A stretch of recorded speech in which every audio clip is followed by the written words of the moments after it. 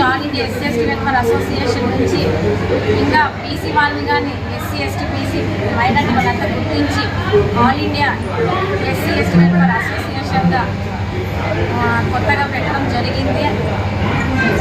Sir congratulations తెలుపుకుంటూ భారత రాజ్యాంగంలో అంబేద్కర్ గారు మగవారితో సమానంగా మహిళలకు హక్కు ఇవ్వాలన్నారు. అది మాన్యం సార్ చేసి చూపించారు.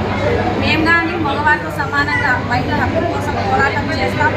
ఇంకా మహిళలకు జరిగిన అఘాయిత్యాలు ఏవేవి ఉన్నాయో ఇంకా పరిష్కారం జరగలేదు. డిపార్ట్మెంట్ తెలియజేస్తున్నాము. All India SC ST welfare association పోరాడతాము. మహిళల కోసం మేము ఎక్కడికైనా వెళ్తాము. అలాగే all India SC ST welfare అసోసియేషన్లో ఉండేది వీర మహిళలని డిపార్ట్మెంట్ తెలియజేస్తూ, అలాగే all India SC ST welfare association నేను పనిచేస్తున్నాను. నాకు ఎంతో గర్వంగా ఉంది.